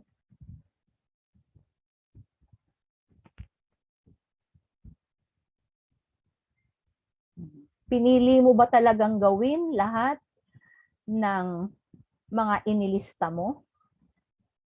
Yes? Yes? Opo? Yes? Sige po, sagot pa kayo. From all the tasks that you have listed, did you choose to do all these things you have listed? Yes po, part ng job. Absolutely. It's a must. Yes po. Yes, because these are all my responsibilities as the need arises. Yan. Gusto ko rin yung sagot na yan, as the need arises. Okay, thank you din po. Thank you for all those who answered. Yan. You see, we actually have the option to choose the things. Sorry, we actually have the option to choose the things that we have listed. And we actually have the option to choose the task that we will be doing each day. No? Kaya hindi ako naniniwala kapag ang isang tao ay magsasabi na, ayoko nga yun pero ginawa ko. For me, that's a no-no.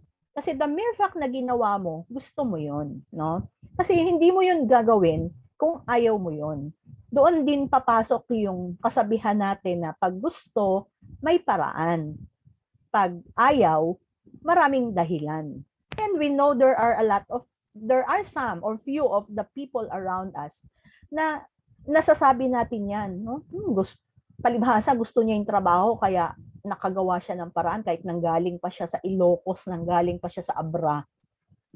Pero yung isang tao na nasa bandang Tondo, tapos nagtuturo sa Almario Elementary School, pag pinapunta mo sa school, ang daming dahilan.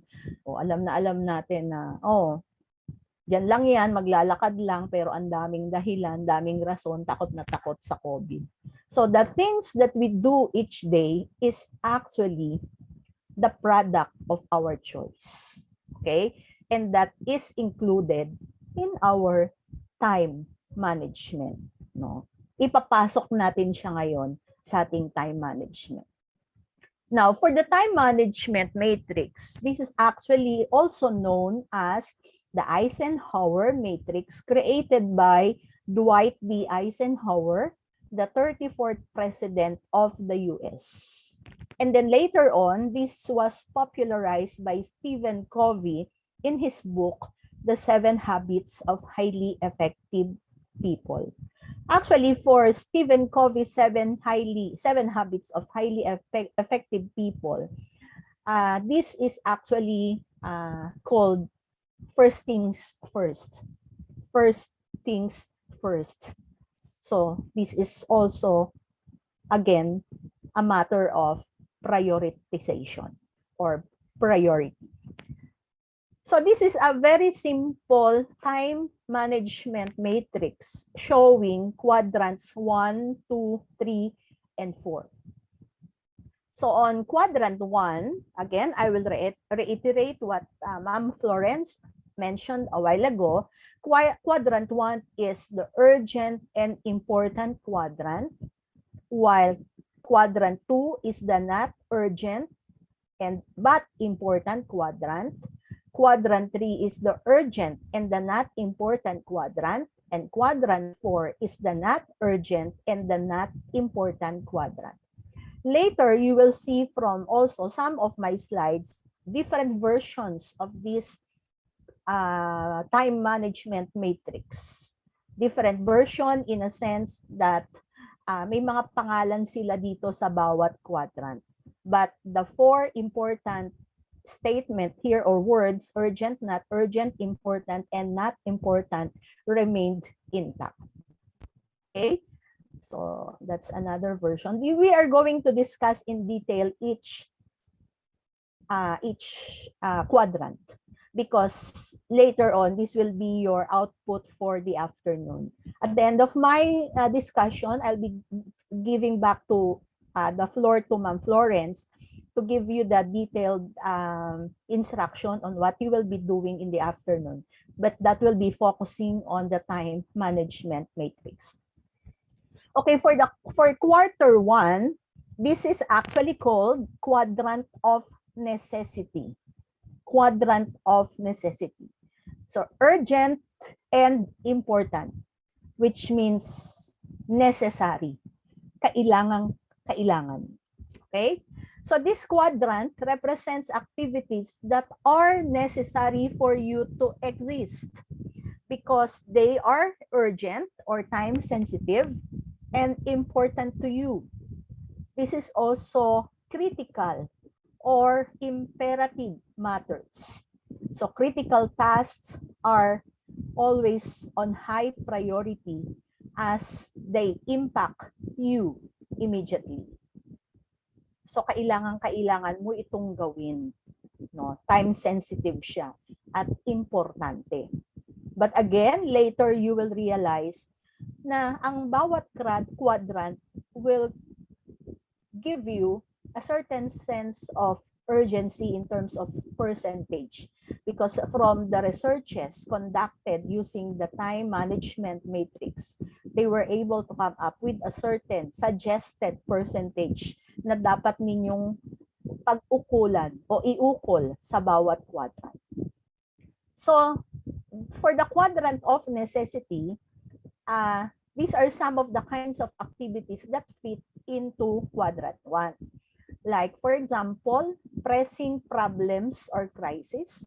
So I'm speaking in terms of your family problem or crisis, or school problems or crisis, no? Pero ang focus ng output ninyo mamayang hapon ay yung school, no? School task para magawa nyo yung maayos na time management. But of course, you are not limited to only work on the school time management, but you can extend beyond school para iayos ang inyong oras sa bawat araw. So you can have your career or school time management quadrant, and then you can have your personal or family matters time management matrix na may mga quadrant. Okay? So another activity that is included or that can fit into quadrant 1 is the deadline-driven projects and the last-minute preparations for scheduled activities. So nakita ko mula sa sagot ninyo sa chat, parang ang daming pwede nyong mailagay dito sa quadrant 1 or quadrant of necessity. Okay. For quadrant 2, this is the quadrant which is not urgent but important. So you see, this is called the quadrant of quality and personal leadership. This is the quadrant of quality and personal leadership. But sometimes you see, some of us do not give that much importance in the not urgent tasks, no? Minsan talagang ito yung hinuhuli natin eh. Kapag not urgent, mamaya na yan, saka na lang yan. Yan. Kahit alam natin na importante siya, ito yung minsan isinasantabi natin. Kasi lagi tayong nandun sa quadrant 1, urgent, important. But you must remember, this quadrant is the quadrant of quality and personal leadership. This will reflect who you are as a person in terms of your personal leadership. Yung pag-master mo ng iyong sarili at paggamit ng maayos na oras para sa iyong sarili. So the quadrant represents activities that are not important that are important, sorry, but because they are not urgent, they are easy to put on the back burner for when I have time. In order to focus on these activities, one must be proactive. I was mentioning a while ago, ito yung lagi nating, saka na yan, mamaya na yan, pag may oras ako. Pagdating ko na lang sa bahay, o kaya naman, bago ko matulog, saka ko yung gagawin. O kaya sa weekend na lang yan. But in order to focus on these activities, you must be very proactive.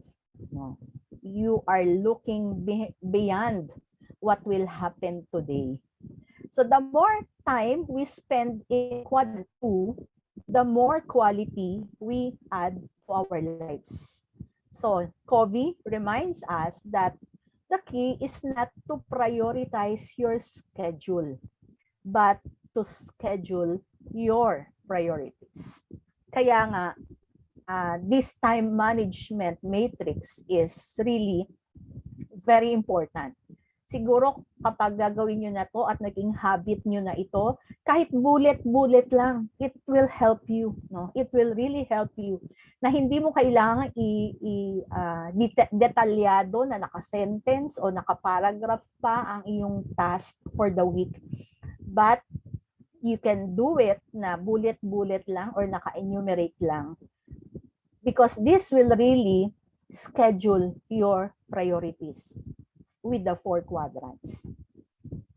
So the quality of the quadrant is more imperative but less accurate matters. This is deadline oriented. It may be stretched months apart, no? Kasi nga ano siya proactive ka, so mahaba-haba yung planning na gagawin mo dito. It does not feel threatened or under pressure to get things done. Kasi not urgent nga siya. So actually, sasabihin natin na hindi siya masyadong stressful. So hindi tayo masyadong pressured dito sa quadrant number 2. But it may lead to procrastination and failed targets. Yan, I was repeatedly telling you a while ago na nandun nga siya sa saka na, bukas na, sa isang linggo na. Yan. And that procrastination may lead to failed targets hanggang sa nakalimutan mo na siya, lalo na kung hindi mo siya isinulat. Yan.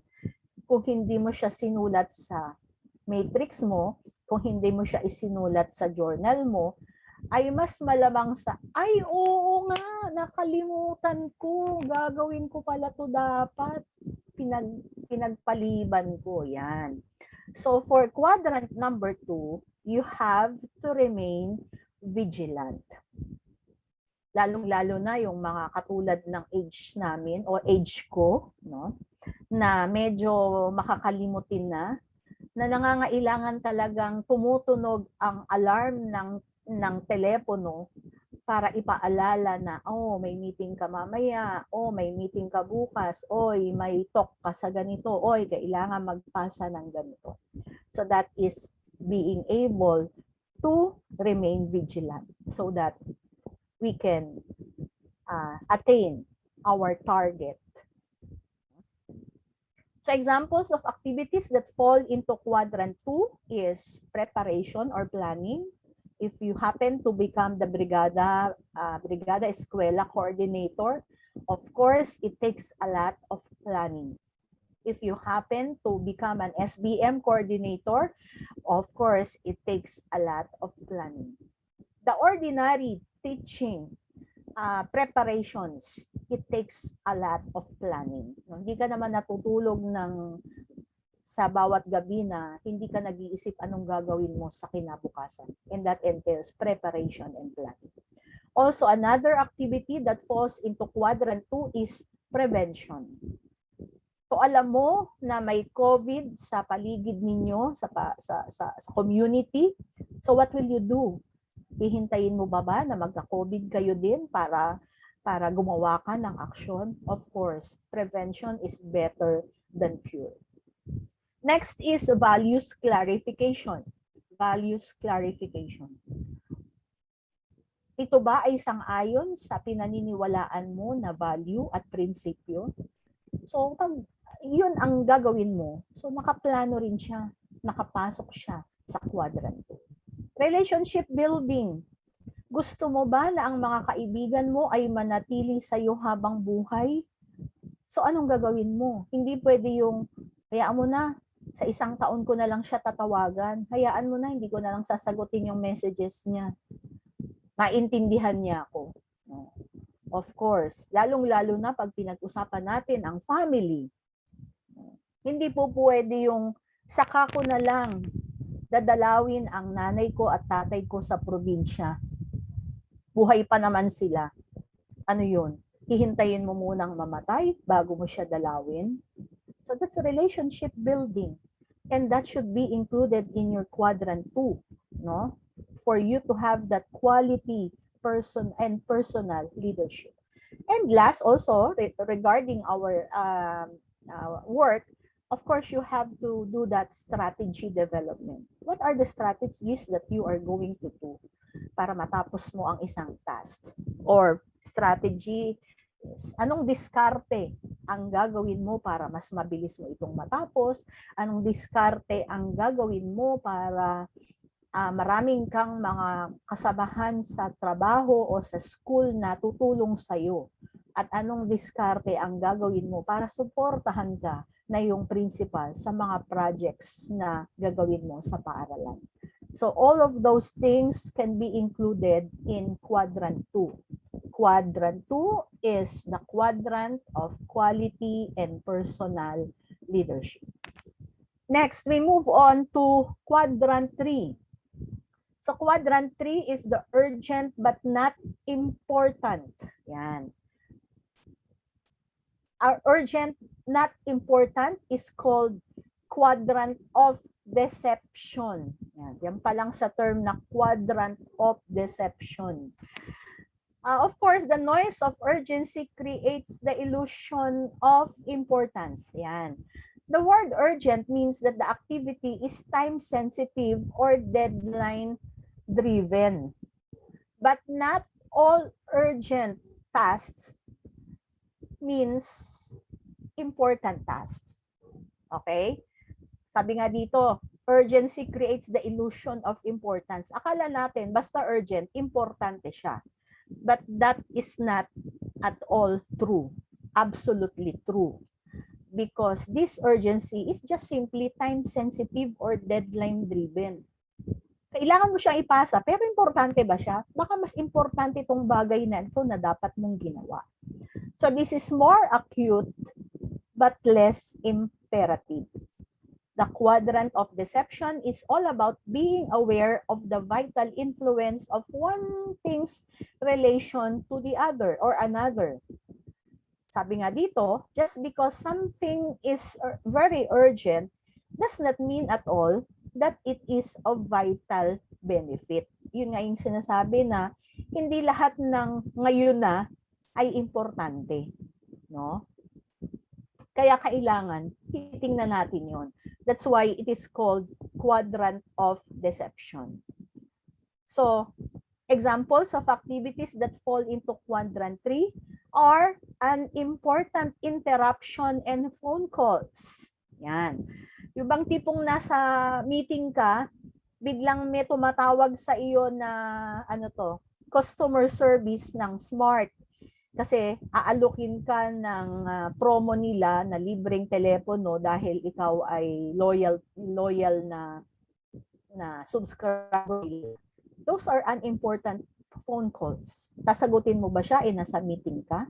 O sasagutin mo ba siya ay nagkaklase ka? Yan. Or unimportant mail and reports. Inopen mo yung email, mga lang siya, mga advertisements, mga promo, meetings.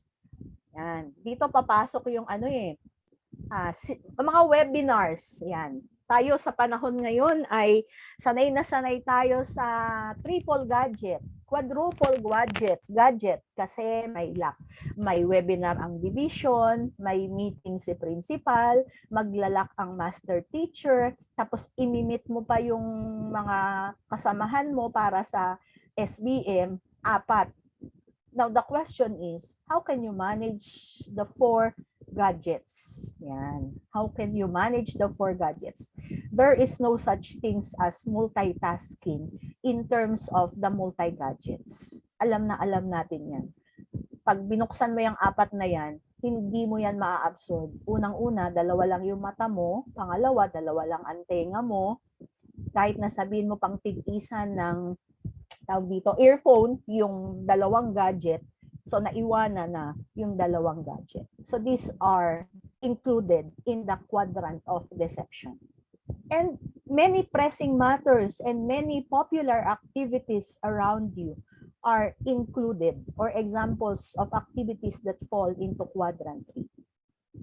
So, the activities represented in this quadrant are ones that we would do well to say no or to renegotiate. Yan.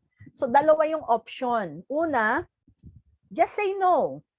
Kung kaya mo lang sabihin no, bawa yun, tumatawag nga sa'yo na nag-aalok lang ng libreng phone.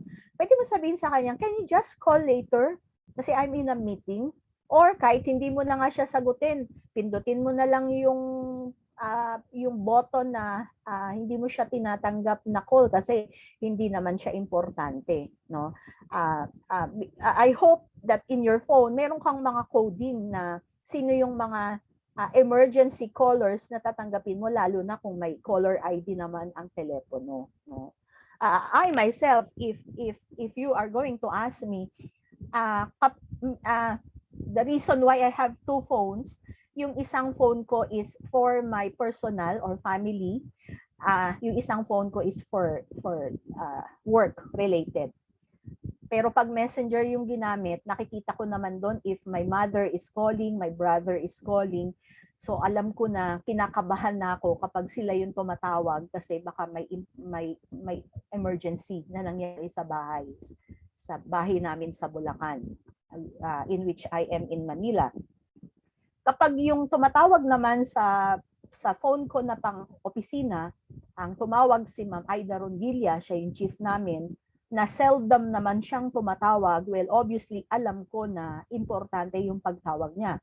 Or kung halimbawa ngayon, nagtotalk ako sa inyo, nakita ko siyang tumatawag, then I can just type sa gilid na, ma'am, I'm actually talking right now sa behavioral competencies na webinar. So then she can answer me back kung importante or hindi. O syempre, kaya naman niyang maghintay if in case na pwede naman maghintay after my talk. So mga ganon.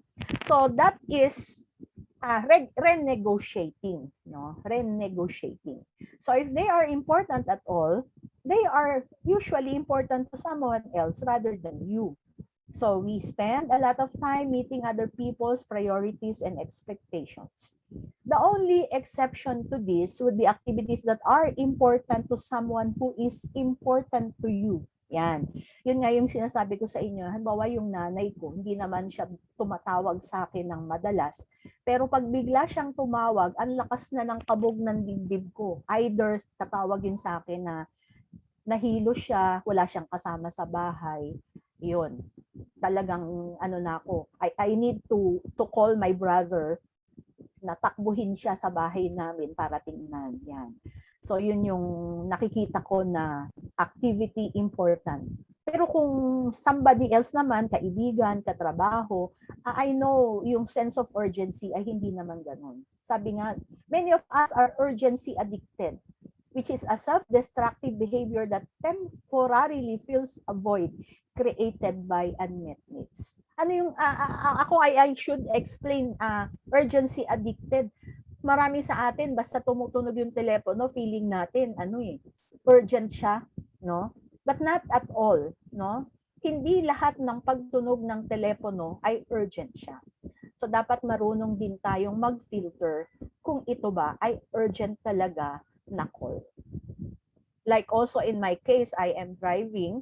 So, pag nagdadrive ako, lahat ng calls ko, hindi siya urgent. Siyempre, kahit tumutunog siya, kahit mother ko pa yung tumatawag, talagang hindi ko siya pwedeng masagot, no? By rule ng driving. Pero if really hindi tumitigil ng pagtawag yung mother ko, I really have to step on the side of the road and stop to answer the urgency of the call of my mother. So ganun tayo, no? So again, quadrant 3 is quadrant of deception. Last quadrant is quadrant 4. Not urgent, not important. So ang tawag natin dito is the quadrant of waste. No, quadrant of waste. Ibig sabihin, pwedeng itapon. Yan. So this is neither urgent nor imperative. And this is low priority stuff. Focuses on managing your priority from low to high scale. Most of us do not spend much time in this quadrant because we simply don't have time to waste. Ito, napakadali natin itong desisyonan. No? Actually, ito yung pinakamadaling desisyonan sa lahat ng quadrant. Alam mo yan na pwede na yung hindi gawin yan. This is escape activities actually. Yan. Madaling desisyonan na wag mong gawin pero minsan ginagawa natin kasi ito yung our form of escape. That when the stress level gets high enough, some people escape from reality by doing activities that do not address or resolve the problem.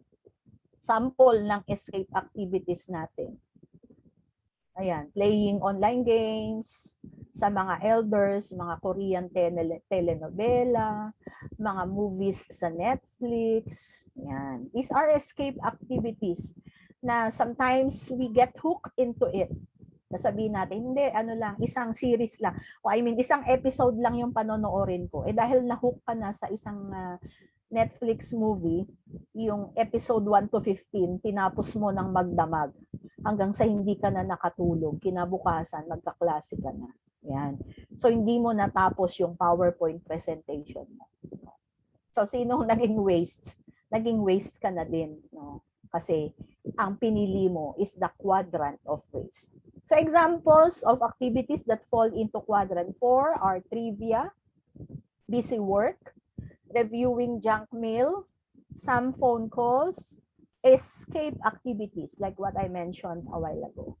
So minsan dito nga instead na alam natin that this is the quadrant of waste, dito na uubos yung oras natin kasi ang gusto lang natin ay makalimot, makatakas sa mga stress na nakuha natin for the week. Pero di natin na-realize that much of our time were put into waste. Kasi mas pinili natin na manatili sa quadrant of waste. Okay. I'll be showing you some other version of this. Sabi ko nga sa inyo na may mga discussions ito. Nakapasok dito, focuses on results and contributes to your missions. Important. Values and high priority goals. So this is on quadrant 2 where Stephen Covey asked us to focus more on because this is where the first things first fall. Yun yung quadrant 2 ni Stephen Covey. Next, another version is emphasizing the words quadrant 1 is where you do. Ito gagawin mo na siya because this is urgent and this is important. While quadrant 2 being not urgent but important, this is where you are going to plan. Yan. Kaya nga mahaba-haba ang panahon. For quadrant 3, this is urgent but not important. The keyword is delegate. Yan. Urgent but not important, you can do the delegation. No? Delegation. Dapat marunong tayo niyan to delegate kasi hindi naman, sabi nga, I remembered, somebody told me, oy, wag kang magpakadakila because you are not indispensable. Ang kaya mong magawa ay magagawa din ng iba. Sometimes we tend not to delegate, yung hihintayin mong gawin mo ito kahit hindi importante, gagawin ko pa din. Kasi yung feeling natin na hindi to kayang gawin ng iba, ako lang ang marunong nito. Well, you are wrong. You are not indispensable. Therefore, delegation can be done. If you cannot do it, but it is important, then you can ask somebody to do it for you. Okay, the last quadrant is eliminate. Kaya nga tinawag natin siyang quadrant of waste.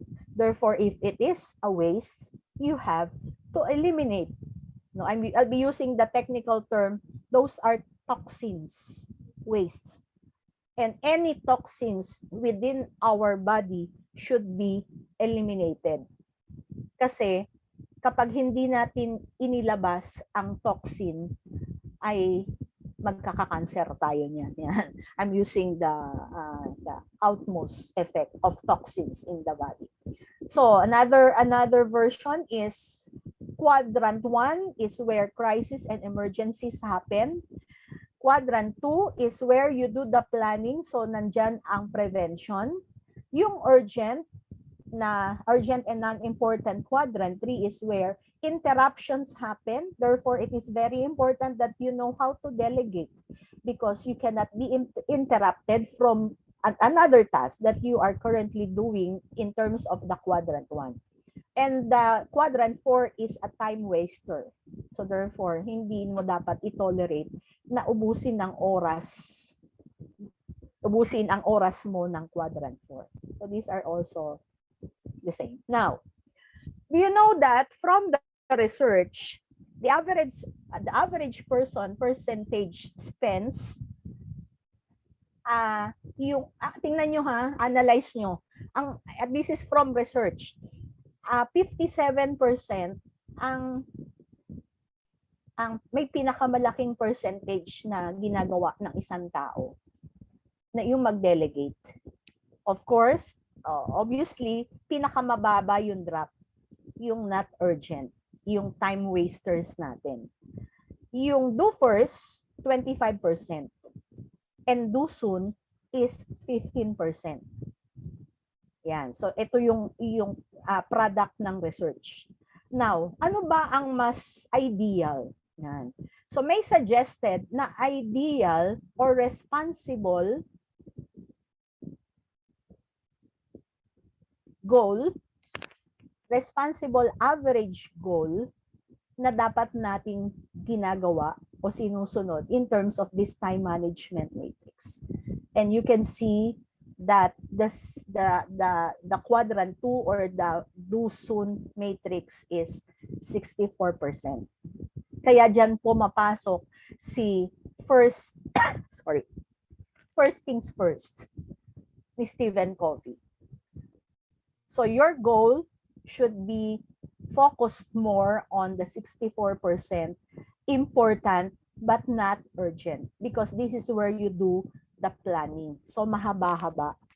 And the next thing is the important and urgent. Well, it makes sense because it's important and urgent. So that's the next one, 20%.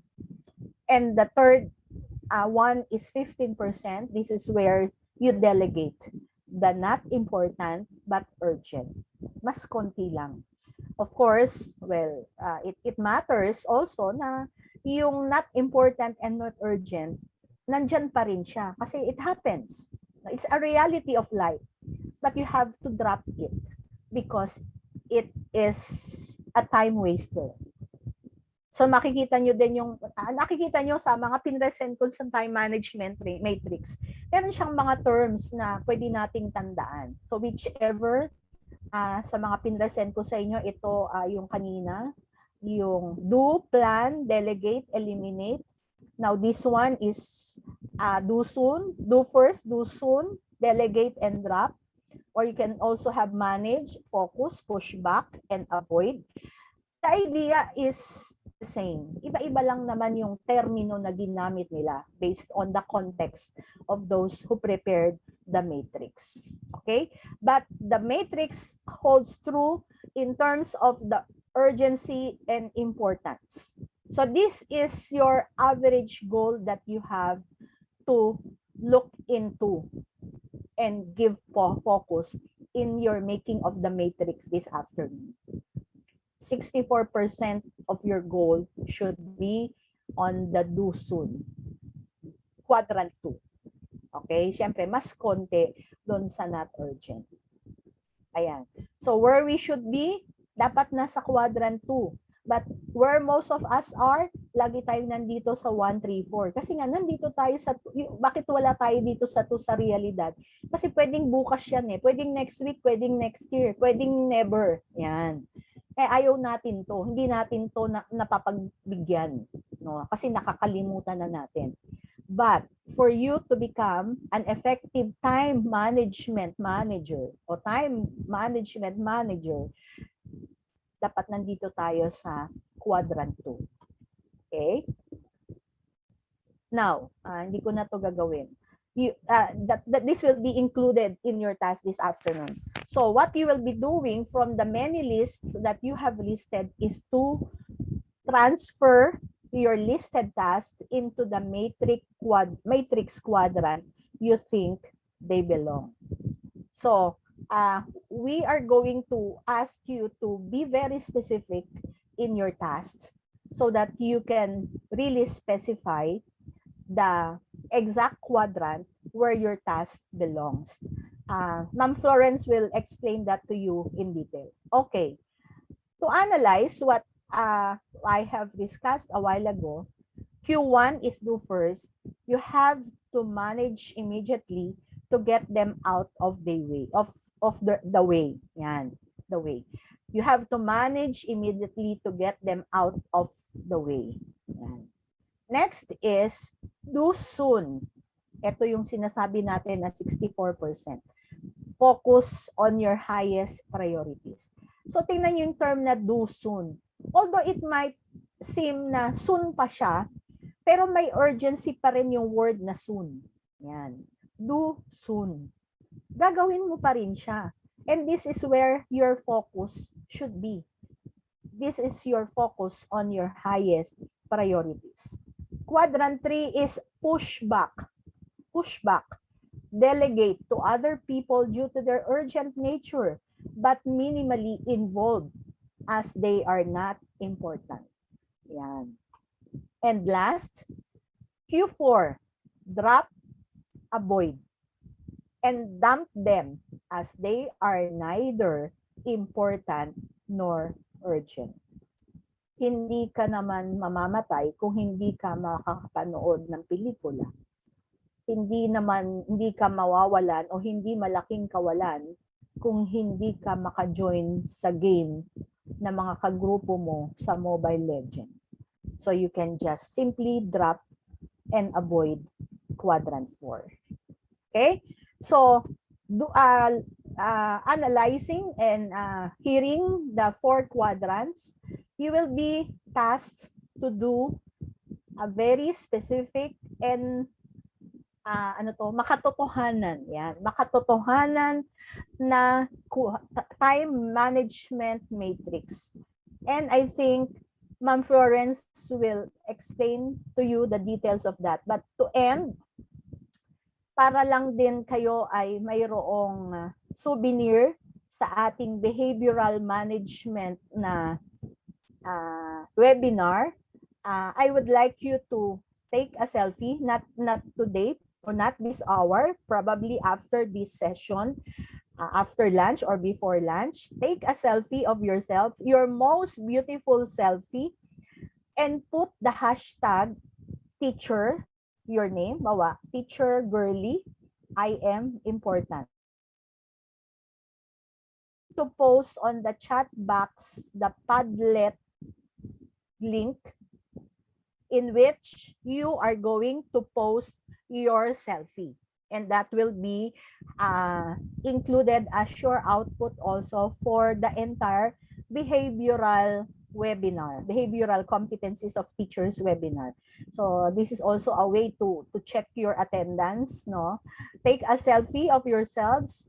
Don't forget your hashtag teacher I am important. Of course, you are not being confined and you are not being limited to just post it on the Padlet link that I will be posting, but you can also post it on your Twitter account, your Instagram, or your Facebook. Basta nakita dyan yung teacher, I am important. Well, alam namin na kayo ay participants ng aming webinar for 4 consecutive Wednesdays. Okay? Bago ako magtapos, ipopost ko yung link. Okay, to end, from Stephen Covey, putting first things first means organizing and executing around your most important priorities. It is living and being driven by the principles you value most, not by the agenda and forces surrounding you. Okay. So, importante, ito yung ikaw ito. Yan. Putting first things first means ikaw yun. Sa'yo to. At hindi ka pinapatakbo ng mga tao at pangyayari sa paligid mo. Because this is the principle you value most. And when you have that principle you value most, of course, the next thing is you must be responsible to accept and be the best person to say, ako yan. Sagot ko ang sarili ko. Okay? By that, I'm returning and giving back to Ma'am Florence to explain to you what what you will be doing for this afternoon's chat. Teka muna, activity. Ipopost ko muna po ang link ng Padlet.